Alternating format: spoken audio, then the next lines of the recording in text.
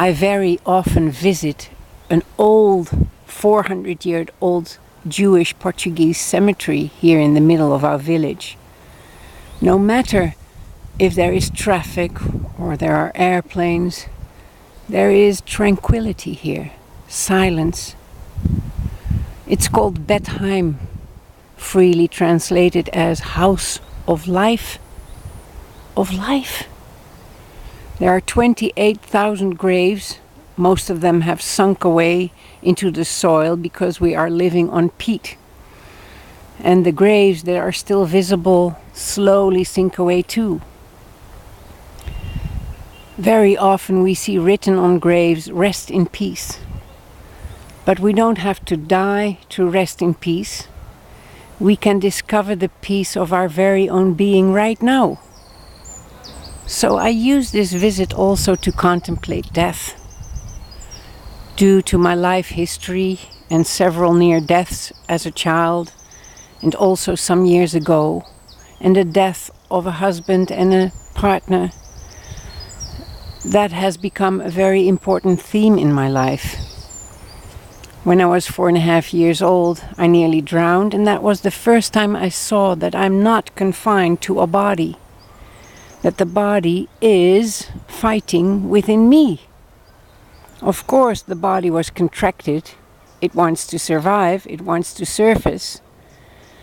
And this peace, was so loving, so unreal loving, but so indifferent. It did not mean anything, that whole struggle. It didn't matter if that body would survive or if it would die.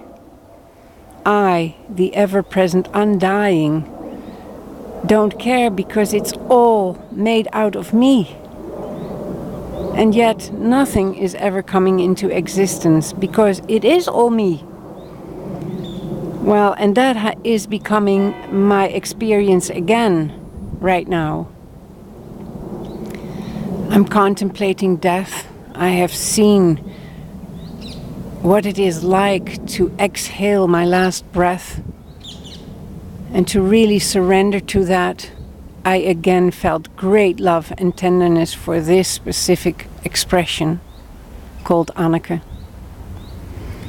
But is there an Anneke? Is there a me living in a body? So I also contemplate the body. And when I go into the body with my attention in the conventional way, and I look from within, trying to see in the back, in the front, in my legs, my head, if the skin is the border between the body, the inside of the body, and the space around it. And then I find no inside, no outside, just alive being, aware being, seamless, whole, unconfined, free, spacious. And of course, the residues in my system of contraction, of fight, of struggle, do not dissolve because of one contemplation. So there are many ways to contemplate if there is a body, or are there just sensations and aliveness dancing in itself.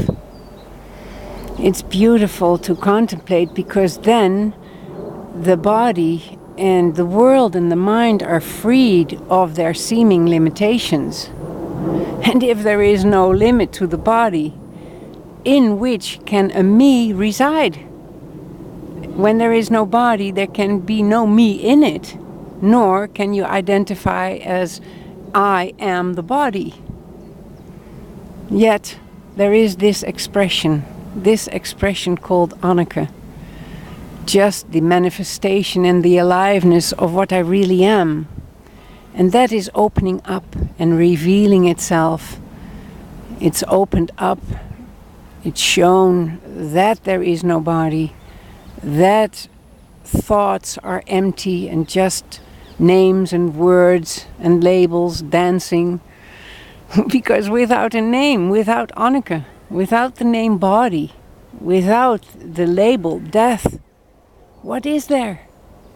There is really only life.